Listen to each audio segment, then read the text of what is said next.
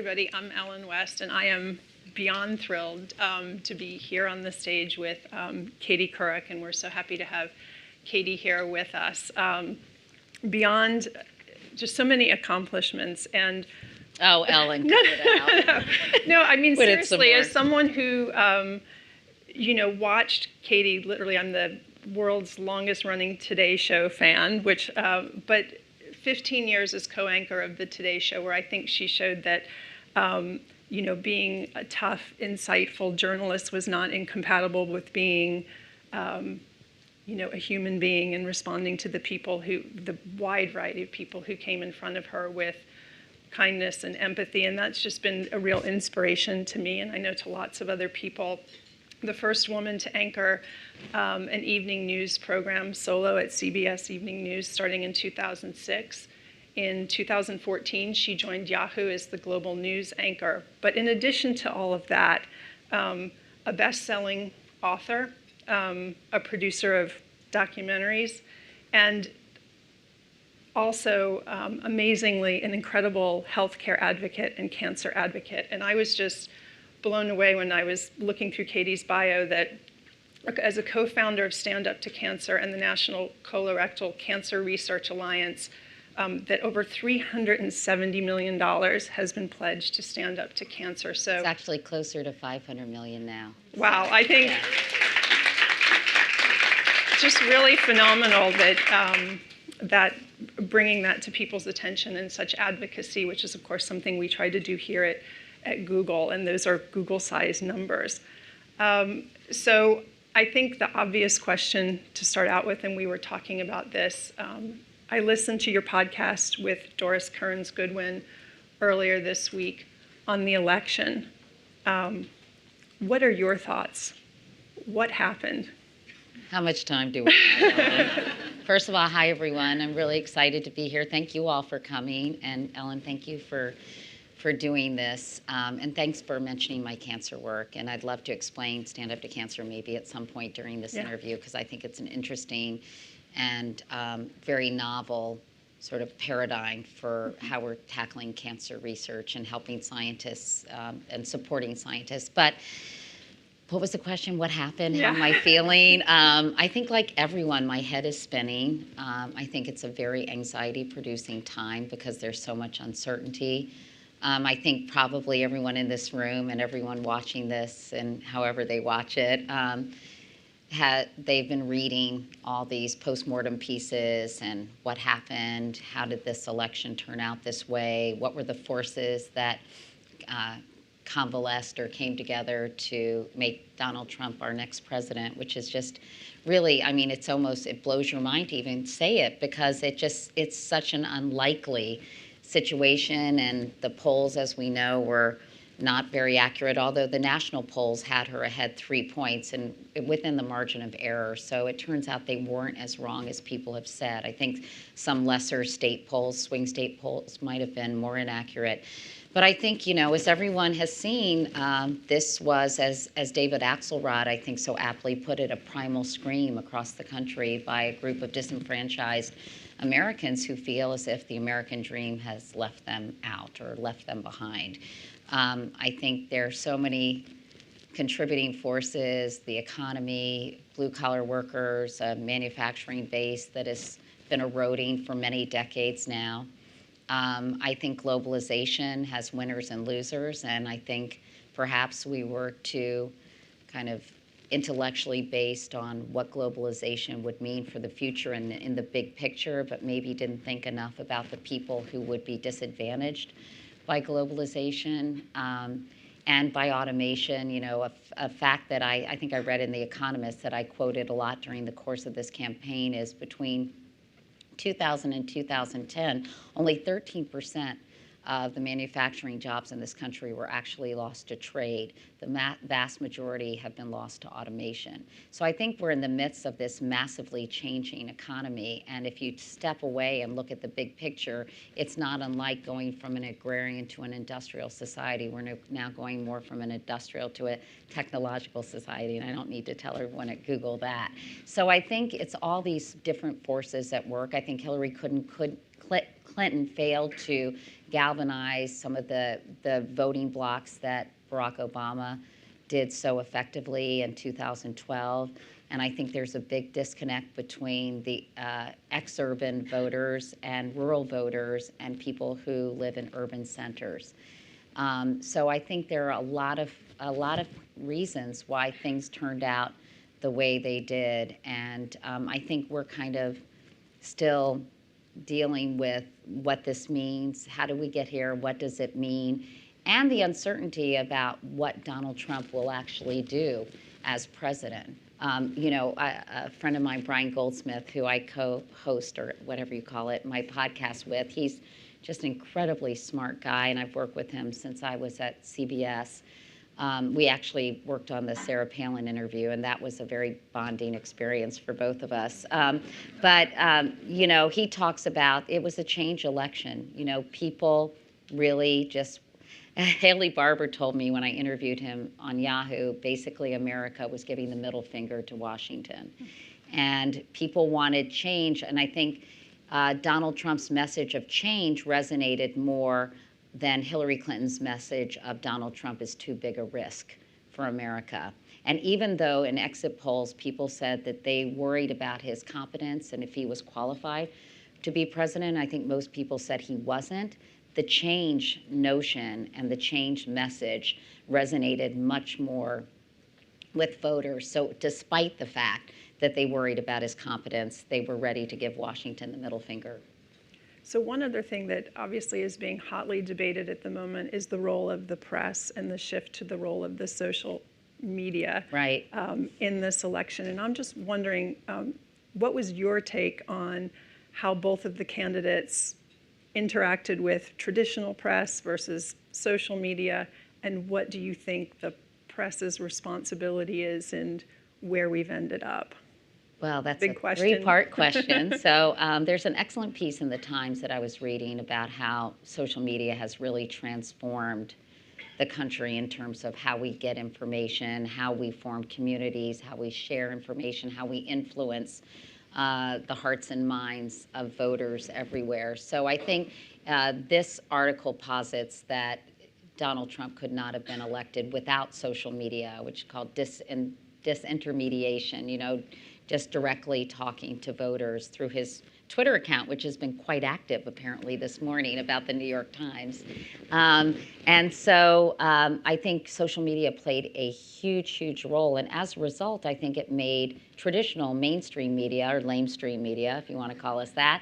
I don't even know if I'm considered lamestream still at Yahoo. If someone can help me with that. But I think, it's made that entity or the media as an institution in terms of traditional media less and less relevant. David Brooks, I think, said on Sunday, we were completely irrelevant. So you have all these different narratives that are floating around that traditional media is irrelevant, that traditional media is culpable for Donald Trump's rise to power. And I think we're still sorting it out. I think after every election, and I've been doing this a long time, there's a lot of hand-wringing that media outlets focus too much on the horse race and not enough about issues and not what these candidates would actually do if they're elected, and not really taking a deep dive into those things. And I think this one is no different. And I think the cult of personality in this particular campaign was so strong. And I think it was often dictated by Donald Trump's outrageous statements. They would sort of dominate the news coverage and suck all the oxygen out of the room, that he was kind of a one-man, how would you, I don't know how you would describe it. So he was, setting the agenda for the media himself. When we used to do the Today Show, when there wasn't as much media, we used to say we like to set the agenda for the day, talk about the important stories that everybody else was going to be covering that day. But I think Donald Trump kind of usurped that, and he was actually setting the agenda, and he was incredibly proficient at it. And I think often people followed his lead. It's a highly competitive landscape, more than ever before, because there are so many different outlets. And I think people were often afraid. For example, I've talked to friends of mine in morning television, and, we would have probably never allowed a candidate to call on the phone and to do an interview with that individual. But Donald Trump did that, and people were too afraid not to do it because they thought, well, if their competitors were doing that, that would give them an advantage in the ratings. And, let's face it, it's still, television is very much about ratings. It's a profit-driven business. And so, I think that people made a lot of deals with the devil. I think, initially there was too much open coverage of his rallies without any critical analysis, which is, I think the New York Times talked about $1.7 billion in free advertising or something that he got in the early stages of the campaign. I think there was a lot of self-correction later in the election cycle, and outlets like the Washington Post and the New York Times. Really, I would salute the Washington Post even more than the Times, because I think they were a little late to the party, the New York Times, on really analyzing these candidates and really doing some serious investigative reporting of their foundations, et cetera. And I think that television outlets sort of self-corrected too, to the extent they could.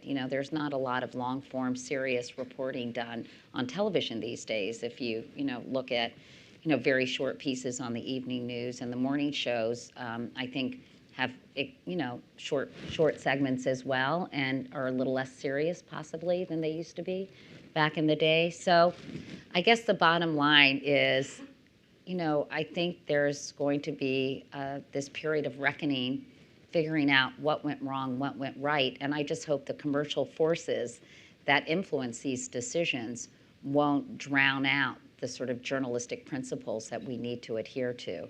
And I thought, I was saying to Ellen before we came on, it was frustrating for me. Donald Trump wouldn't do an interview with me. I mean, I didn't think, I don't think he's super. I think television is his main source of information, and I don't think he was aware of the power of the online community in terms of. I mean, he was and he wasn't, right? I mean, he obviously utilized Twitter to great effect, but so I was frustrated that he wouldn't sit with me, and frustrated and surprised that Hillary Clinton wouldn't sit down. And I think, I'm not sure what Mr. Trump's explanation might be. Maybe he didn't understand the platform.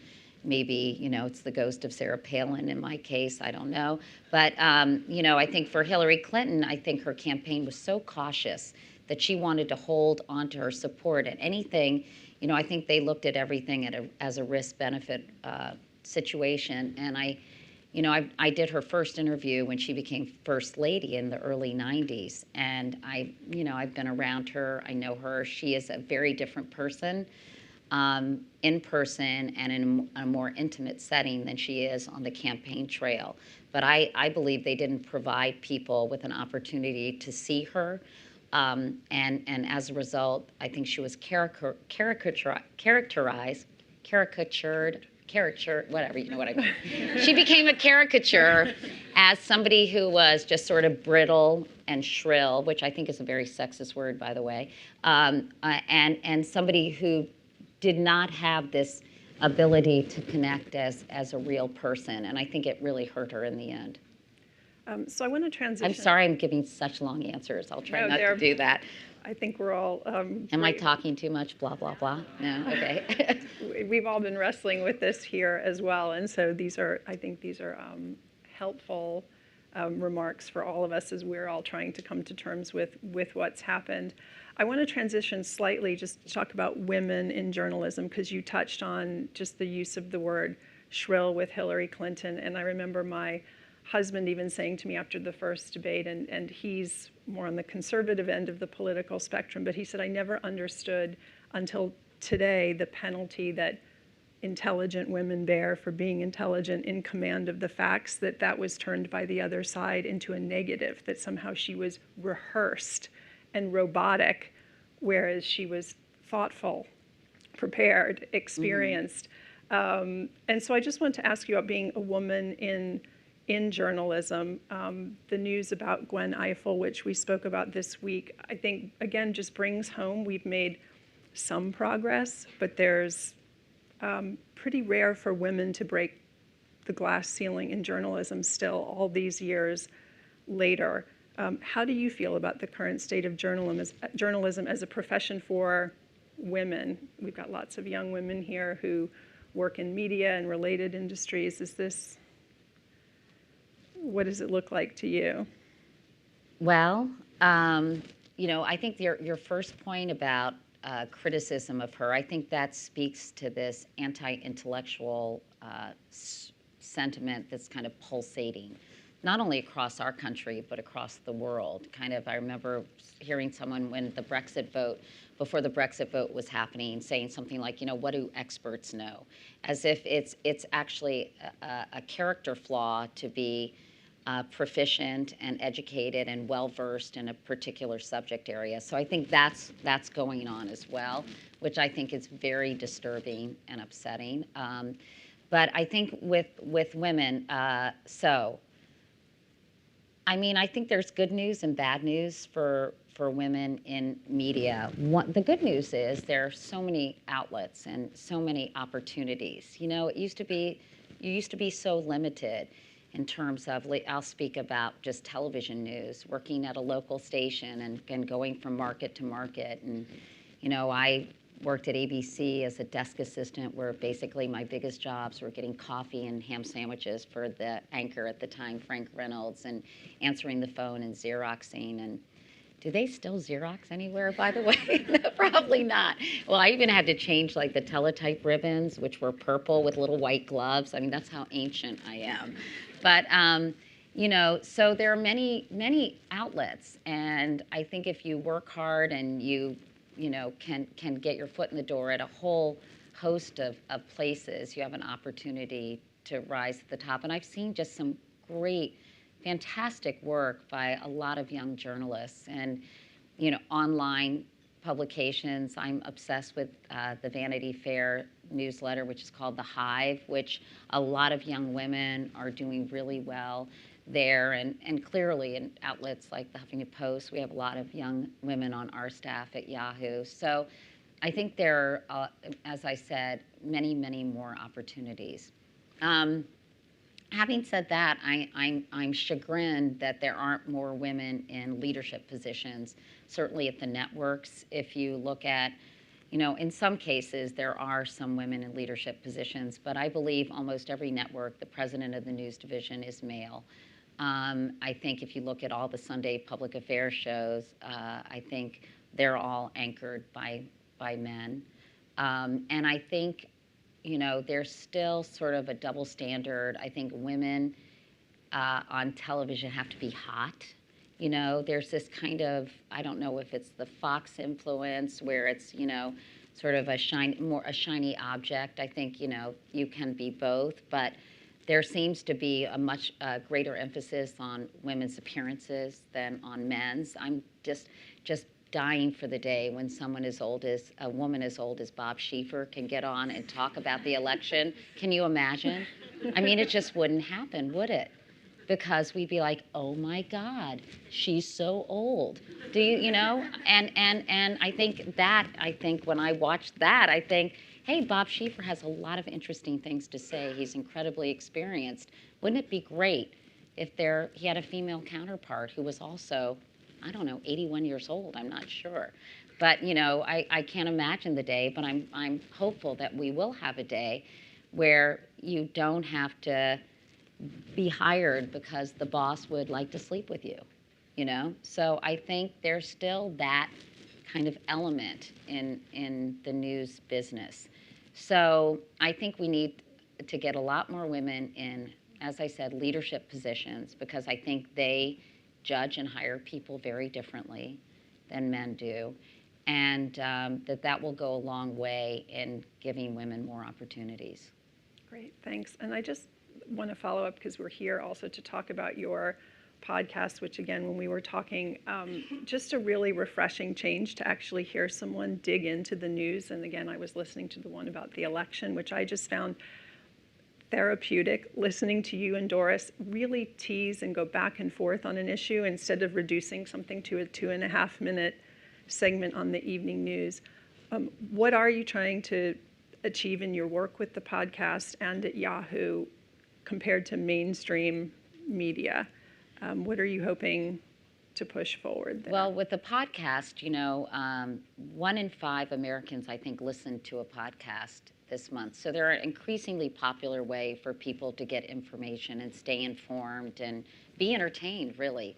So it was appealing to me because I think it can provide a much more intimate format. People can, I think, feel more comfortable expressing themselves. It just feels more relaxed. There's something about television, I think, that makes people feel a little nervous and uncomfortable and have to kind of mind their P's and Q's in a way that you don't have on a podcast. And it's just a little more free form. You can really, I think, let the conversation be your guide rather than having sort of 6 questions you have to get done in 8 minutes. And these days, I mean, the segments, at least in morning television and evening newscasts, are much, much shorter. Mm-hmm. So I'm interested, I'm endlessly curious about a lot of different things. And so for me, it just provides just another platform. I think also because the media landscape is so fragmented, I feel like I drank like 8 cups of coffee today, but I only drank 1. But I think, sorry, I'm just like, I think maybe everybody is feeling this way, so thank you for letting me kind of vent. But I think that the media landscape is so fragmented that you have to be on multiple platforms, I think, to reach an audience. So for me, it's just sort of all of those reasons, being able to have a more in-depth conversation, that intimacy.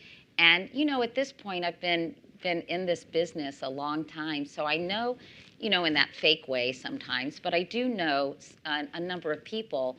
And, I worked with Doris when I was at NBC, and I adore her. And I think she's so interesting and smart. And so I could call her or email her, and because of a pre-existing not condition, but relationship, people like that are willing to come on. So Samantha Bee came on, who I've gotten to know a little bit, and Julia Louis-Dreyfus and Larry Wilmore. That podcast is going to be released tomorrow. And he was just, I didn't know him very well, but he was just so great and interesting. And, did you know he was the executive producer of Blackish, and he also created the Issa Rae show on HBO with Issa Rae, which I didn't even know that about Larry. I just thought, he tried the nighttime thing after The Daily Show and it didn't really work out. But he's super smart and super thoughtful. And so I've just really enjoyed it. And I do it with my aforementioned colleague, Brian Goldsmith, who is like a walking, talking dictionary of politics. I always turn to him whenever I'm like, Brian, what percentage of voters in, Scranton, Pennsylvania did such and such? And he's like, oh, Katie, I'll tell you. And he got grounded in high school for sneaking out of his bedroom to watch C-SPAN. So that's how that is how geeky Brian is. But I think he's become a very close friend. He's much younger than I am, and I really enjoy working with him. And honestly, I think he's so great. I wanted to help launch him a little bit too. And so when we're at Yahoo, I try to make sure I include him in our coverage because, as I said, he's just so smart and has such an interesting perspective. And, I really want to do more mentoring before I go to the great beyond or whatever that's where I'm in the nursing homes, curled in a corner, talking incessantly like I'm doing today. But I really want to help young people kind of find their way. And so that's one of the reasons I wanted to do this podcast. I wanted to introduce Brian to a larger audience. Cool. And just to let everyone know, it is available on Google Play Music and on iTunes. And on iTunes. Yeah, please subscribe because we need to get more subscribers. Even if you don't listen, just subscribe. I want to talk a little bit about your work with documentary filmmaking because you've taken on some pretty tough challenges in some of the films that you've produced. Fed Up, looking at the obesity epidemic. Under the Gun, on the history of gun violence in America. And your new project for the National Geographic Channel, Gender Revolution, a journal with A Journey with Katie Couric. How did that project come about, and what did you learn that surprised you, since we've been talking a lot about gender and it's clearly on everyone's minds? And I also want to remind people there are microphones. I could talk to Katie forever, but we'll let her talk about her new documentary and take it from there.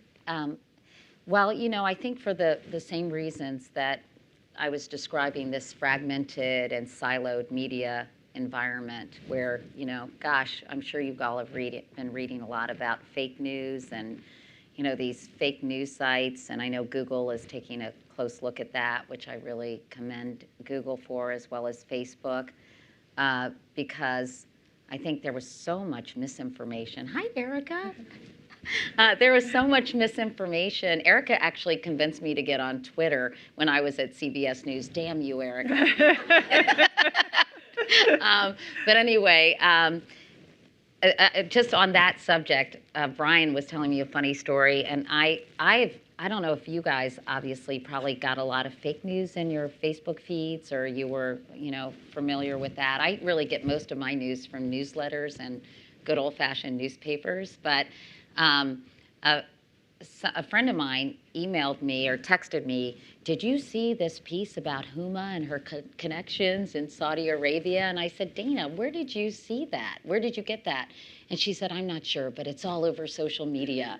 And I'm like, it's bullshit. You can't listen to some of this stuff that is being fabricated to influence, voters across the country. You have to go to more legitimate sources. And Brian had a waitress at a diner, he said, a couple of days ago, and she said something like, Huma and Hillary are lesbian lovers. Huma converted Hillary to Islam, and blah, blah, blah. And Brian said, well, where are you getting this? And she said, it's all over the news. So I think a lot of people cannot differentiate credible news sources from fake news. And I think it's very scary and dangerous, not to mention the fact that people are living in their own silos, and as a friend of mine said, looking for affirmation, not information. So, that's another, I think, vexing issue that the media is going to have to deal with, and the country's going to have to deal with, especially at a time where the trust in institutions is so low, including the media. What was the question? Sorry.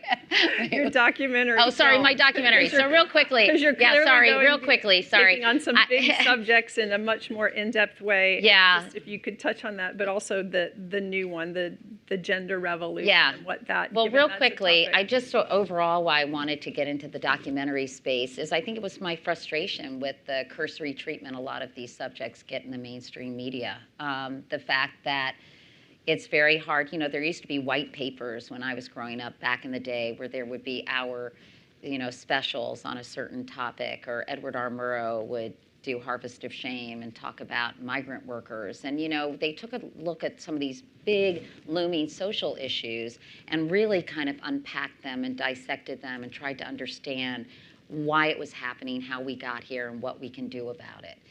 And I thought there was such a dearth of those kinds of stories sort of on media in general, or in media in general. And I was interested in, for example, childhood obesity. I thought, I've been covering this for 30 years. I don't know if anybody here watched Fed Up, but I've been covering this childhood obesity for 30 years, and it keeps getting worse. And I wanted to really understand the underpinnings of this social ill. So I really explored it in a very full way, and I found it very gratifying and satisfying to do that. Similarly with the gun issue, I think we hear all these terms like gun show loophole, or all kinds of things about, whether it's a background check or whatever. And I think we hear so many fragments of news that I wanted to be able to connect the dots, to give people the information they needed so they could have an intelligent and less polarizing conversation about gun violence in America. That was my goal.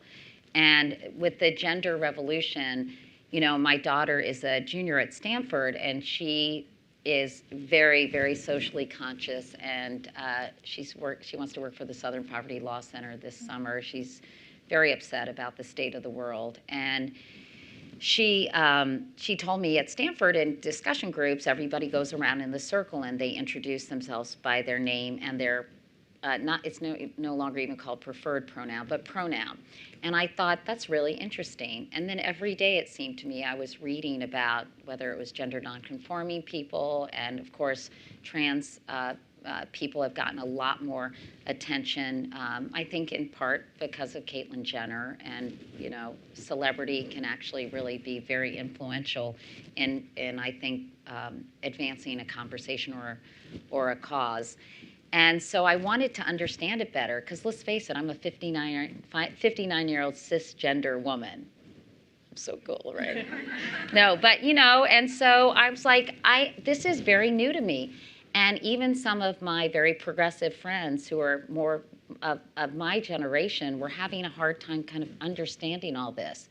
And I thought, the only way we can be more appreciative and more tolerant and more understanding is if we are better educated. So I set out on this little gender journey, and I interviewed people, transgender people of different ages.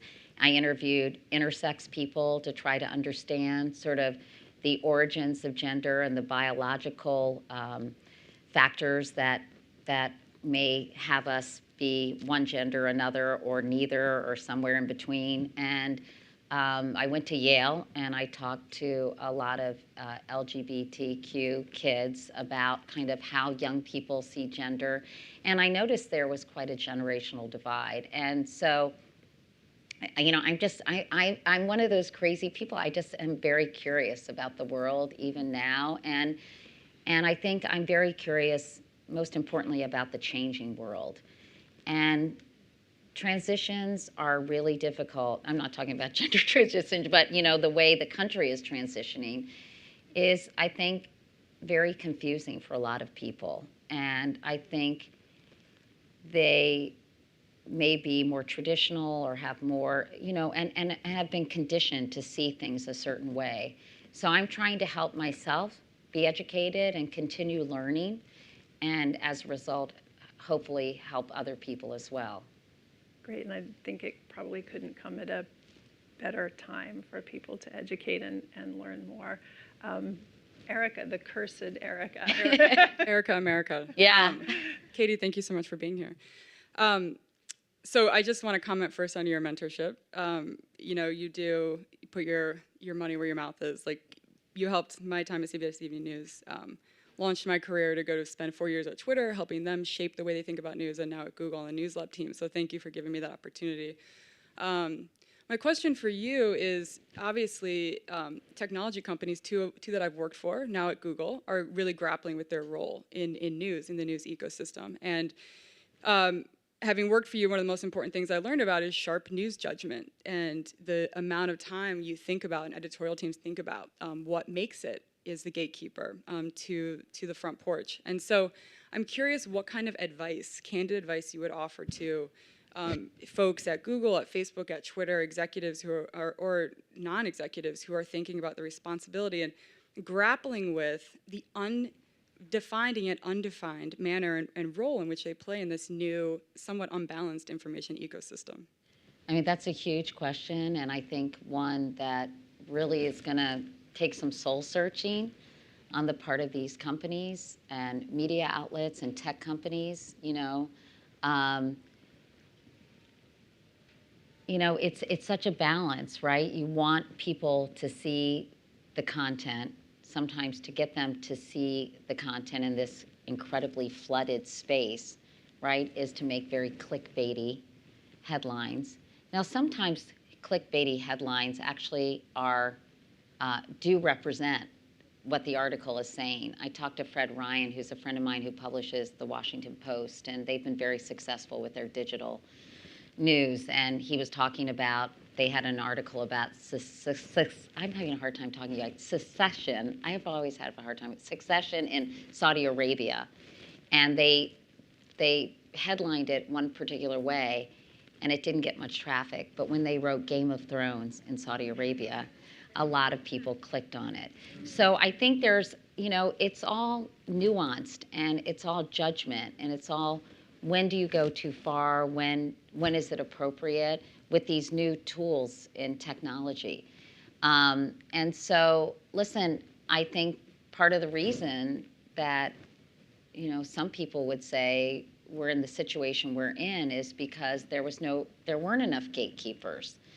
Anybody who wrote anything could put it out there, and, it could be seen as news that, Hillary Clinton and Bill Clinton had killed all these people, and that got pushed out. And for some people who may not be as well informed or used to really getting their news and information from a variety of sources, they may in fact believe these things.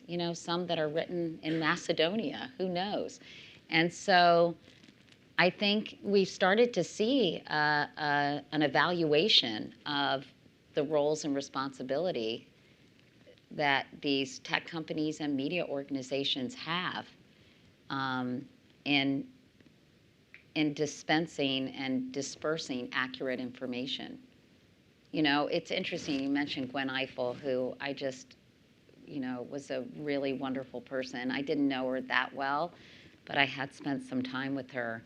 And I was reading a piece in the Poynter Institute that does sort of journalistic integrity and responsibility. And they said, it's interesting in all these obituaries and tributes to Gwen, they talked about how reasonable and fair and accurate she was, and how those attributes have just not become celebrated in our media culture, that it is much better these days to be provocative, right? And rather than fair and accurate, because who wants fair and accurate? That's so boring. You want to have an edge, you want to have a point of view. So I think we have to be very, very careful that the pendulum hasn't swung too far to provocative and isn't at the expense of being accurate and right. Thank you. Thank you, Erica. Yeah. I planted her. Not really. I didn't really. I was surprised to see her, actually. Hi. Should we take more? Yeah. Yeah. One more. First off, thanks so much for coming. But someone who's been watching you for most of my life, I both respect you tremendously, and I trust you. And so I've been so depressed about the election, but I finally felt comforted when I heard you talking about it. So can I just purely selfishly ask you to say something hopeful or optimistic in the wake of this whole thing about The sun will come out tomorrow. It's just like thinking about women and politics, and it's so deeply depressing, and I just want to have something positive to think about. Well, there are some great things. Kamala Harris, Tammy Duckworth, I think 4 women were elected, more diverse women. I think, I want to be hopeful. I think it's so unclear, the path forward for the country right now, that I don't want to be, falsely optimistic. I think the democracy will survive and the country will survive, but I think we're going through some very painful and intense growing pains. And I think, I think this is uncharted territory. Having said that, I also believe there are many like-minded people who hold certain values very dear of social justice and equality. And that somehow, what I worry about is just how far apart these two Americas seem to feel and seem to be. And how can we have this Venn diagram where we overlap on some things? I also want to believe that there are enough, even with Republican-controlled everything in Washington, that there are enough checks and balances that things will stabilize. But it's interesting, a woman in The Atlantic, I think it's a woman, but a writer in The Atlantic wrote about voters should not take Donald Trump literally. Voters took Donald Trump, the media took him literally and not seriously. And voters did not take him literally, but took him seriously. And so I think it really remains to be seen what he's going to do vis-a-vis immigration. You hear different things every day about the wall or the deportation force. And, I think it sounds like the transition team is in some significant disarray at this juncture. So I think the most optimistic thing I could say is we have to be patient. Don't freak out yet, and just sort of, I do think what Hillary Clinton said in her concession speech of we need to have an open mind to give him a chance to lead. So we'll just have to see where that takes us. But I do believe, we're doing a series on Yahoo called American Goodness, because I thought we need to celebrate what's happening at the grassroots level in communities all across the country. And we're celebrating these programs and these individuals who are doing amazing things. I just interviewed a man yesterday named Terrence Coffey, who was in and out of prison for 20 years. And he went through the Doe Fund. I don't know if you all have ever heard of the Doe Fund. You might have seen the guys out on the street with their ready, willing, and able jackets cleaning up trash with their buckets. And it's a program where recently incarcerated individuals go through and they give training and housing and expertise and really a hand up, as he said, not a handout. And Terrence Coffey went through the program after, as I said, being incarcerated in and out of prison for 20 years. He ended up going to Bronx Community College, graduating, he said, Phi Theta Kappa. I'd never heard of that, but I guess for community colleges, that's the equivalent of Phi Beta Kappa. He then went on to NYU, transferred there, graduated with a degree in social work, and now is getting his master's at NYU and helping other people who have been just released from prison. And he was so eloquent and so inspiring. And you look at a program like that, which is really helping people, decreasing the recidivism rate, helping people make a transition into a positive life, and it was so inspiring. And so I'm trying to put a spotlight on people who are doing just these incredibly important and impactful, that's not really a word, but it now became a word, but impactful things in their local communities. And I mean, it really does renew your faith in the human spirit. So I think maybe think a little more microcosmically and get involved in things. I saw that contributions to the ADL have gone up, I think, 80% because of the increase in hate crimes across the country. So, get involved. I'm very upset that a lot of people didn't vote. Right now, they're saying 46% of registered voters did not vote. I mean, that number isn't definitive, but turnout was at a 20-year low, and I think that's disgusting and embarrassing. And I feel like if you're protesting, you better have damn well have voted too. Thank Oh, you. sorry, And I got all downer on you. Yeah. Tomorrow. I'll replay most of that before I go to bed tonight. Not the last part. No, I wanted to circle back, Katie, to something we talked about when I introduced you, which is your work on cancer and healthcare, and in terms of finding inspiration and forging a path forward where maybe we've felt less hopeful in the past. Because I think Stand Up to Cancer and some of the other initiatives you've been involved in, I was hoping you could tell us a bit more about what new approaches are being tried there, what makes you hopeful that maybe there is a new way forward in cancer treatment. Well, I'm really, thank you for asking that. I mean, I'm really hoping that we're paving a new way and sort of establishing a new paradigm. Just very quickly, what the whole approach of Stand Up to Cancer is. Laura Ziskin, who's a Hollywood producer who passed away from breast cancer, she produced Spider-Man and other big movies.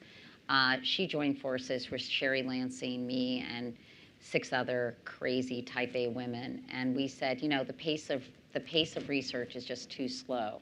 We have to support our scientists in a much stronger, more palpable way. And so we started raising money. We do a telecast every 2 years. And our whole approach is collaboration, not competition. So we have established dream teams of scientists who are all working together from different institutions, from pharmaceutical companies, from biotech firms, and are all focusing in their time and energy on one, say, pancreatic cancer, or women's cancer, epigenetics, which is a relatively new field. And they're all collaborating and sharing their resources, their brain power, the grants, the tissue samples, whatever it takes so we can move science forward faster. And I think right now we have 2 FDA-approved drugs. And, I think we're making progress. I also think it's been a big shot in the arm to the cancer community, to Hollywood. The Entertainment Industry Foundation is the umbrella organization of Stand Up to Cancer, and Hollywood has come out to support these scientists in a big way. And so I think hopefully it's elevated their standing and their status in society, because to me they are the unsung heroes and heroines of the world. And we're able to, with the money that we pledge and raise and get from great corporate sponsors like Major League Baseball and MasterCard, fund their research, because only 1 in 10 promising research proposals is actually funded by the federal government. We have a lot to make up for in terms of, giving these scientists the resources they need. So, it's been a really exciting opportunity for me to spread the word about the need for cancer research dollars. I initially focused on colon cancer because maybe you guys are too young to remember, but my husband died of colon cancer when he was 42 in 1998. And I, did a colonoscopy on TV. You all are probably still too young to remember that, but it was kind of a big deal. Very big deal. And colonoscopies went up 20% as a result. So I've been a big advocate and a big proponent of prevention. But I felt like that I was giving all my attention to the colons and not enough attention to all these other cancers that badly needed funding. So it's been really gratifying for me to be involved with Stand Up to Cancer, and the scientists are so remarkable. I mean, if you just want to be blown away, just talk to these selfless scientists who spend hours and hours with very little attention and very little positive feedback, and they're just working their asses off trying to figure out and unlock the mystery of cancer. And it's such an important time for cancer research because of big data, because of genomics, and this whole confluence of things that are coming together that makes this an incredibly exciting time. And I just want people to have more options, even if it means managing cancer as if it's a chronic disease. Great. Well, thank you again. It's just incredibly inspirational, and I was one of the people who watched your colonoscopy live on the air. And it was inspirational, it was groundbreaking, and I think it just removed a lot of the taboos about talking about our bodies and what we could do to take care of them. And Katie also did a mammogram on air, which again, for young women in particular, these are just... I drew the line at a pap smear. Great, we'll take our next audience question. So before I became a Googler, I wanted to be Katie Couric on the Shay Show. Truly. It's not what it's cracked up to be.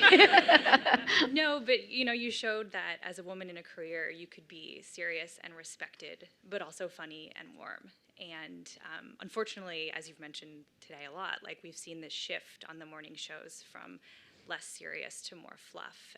And so I'm just curious how much you had to grapple with that when you were on air, and what, as viewers, we can do to kind of demand more serious coverage, knowing that the morning shows are still where a lot of people just get their news. Well, I think, obviously I'm still very friendly with a lot of people on the Today Show. And I think you'll see, I think you've seen a return to more serious news during this political season. I think for a while, the Today Show was trying to emulate Good Morning America, which is a little more lighthearted. And but then I think they returned to sort of their more journalistic roots and are now a bit more serious. I think it's hard because, again, they're feeling the pressure of competition with people getting information on their phones and little bits and pieces, and they're trying to maintain the audience as well.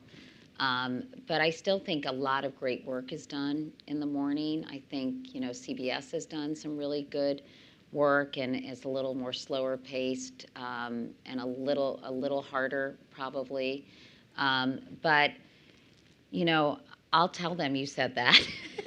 And I used to push for certain things, and I was kind of a squeaky wheel on that show, and I would be like, I am not doing another story on Lacey Peterson today unless something actually happened in the case.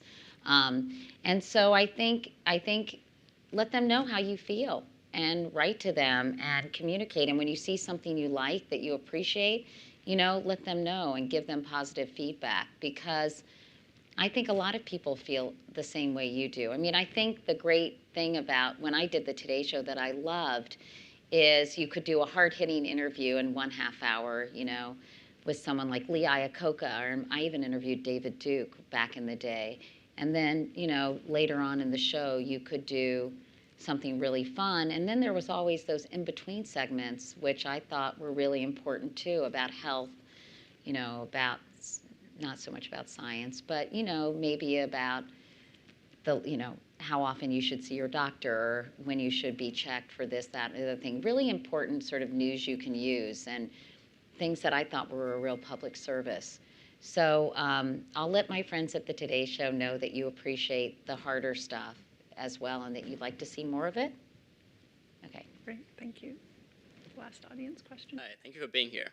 Somewhat related to the previous question, you mentioned earlier that a lot of news networks are driven by ratings and ultimately profits, even though it sometimes conflicts with the journalistic ideals.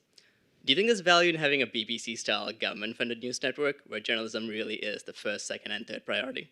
Yeah. I Do you think we do. can get there one day? I don't know. I think it's all up for grabs. I mean, I think well, we have PBS, right? And so NewsHour, I think. Did you watch NewsHour? Yeah, obviously, yeah. And I think for a lot of people, they think it's maybe too old-fashioned or boring, or not splashy enough. But I'm really hoping that after all this, people are going to want to eat their vegetables and not eat cotton candy and brownies all the time. That they're going to that they'll have more of an appetite for longer form stories even on their phones, and that we're always, we can't make things too long, and I appreciate that, and I think there's a balance, but that people will stay engaged with longer material, that attention spans won't have been destroyed forever from some of these social media platforms. So I'm optimistic that people really care about these issues, and they want to understand them, and you can't understand complicated issues in 140 characters. Great. So I want to close out with one of our traditions here at Google that we do on internal interviews with folks is the Proust Queries, which was a parlor game that was popularized by Marcel Proust. And it's just thought to give insight into a person's true nature. Ruh-roh. Do I have time to think about these? Which historical figure do you most identify with? Well, I think that's a ridiculous question. Because, I mean, really, what are you supposed to say? I mean, it's so narcissistic. So Gandhi. I mean, no, I don't know. Betty Boop. I have no idea. Honestly, next, I'm not answering that. Okay. I want to know what other people have answered. All over the map. I mean, people pick sports figures, they pick entertainment figures. Yes, this is why it's, giving insight. Okay, so we can pivot a little bit. So who is your favorite hero of fiction or history? Not that you identify with, but I guess who do you most admire? In fiction or in real life? You can pick either one. Well, I have one in fiction and one in real life. Okay, give us both. And they're both honestly so boring. But I'll tell you anyway. I think in real life it's Eleanor Roosevelt, because she had to put up with so much crap and did so much and cared about inequality and injustice and underserved Americans long before it was fashionable to do so. And I admire her so much, her commitment to public service throughout the course of her career, the fact that she worked on expanding women's roles in the workplace. This was a long, long time ago. And the fact that, she was mocked and berated in the early stages of her career and universally admired and was considered one of the most esteemed women of her day at the end of her life. I really admire her so much. Fiction, this is so boring too and so predictable, but I don't care. Atticus Finch in To Kill a Mockingbird, not in To Kill a Mockingbird, less so in Go Set a Watchman, if you all read the second book. Although I wasn't as critical, I think Go Set a Watchman was a fairly true reflection of what Harper Lee was writing about at the time she did write To Kill a Mockingbird. Just because he is just the epitome of decency and courage and compassion and love, and he was a great father, and I just really long for those kinds of people. I don't know why I'm getting a little verklempt here talking about it. And I had a huge thing for Gregory Peck back in the day. Cool. Well, we'll leave it there, and thank you so much. I think I speak for everyone here. It was wonderful to have you here on any day, but particularly at this point in our country's history, and given what we're all trying to come to terms with. I just want to echo what Betsy said, particularly impactful to hear from you today. Thanks so much. Thank you all. Thanks for coming.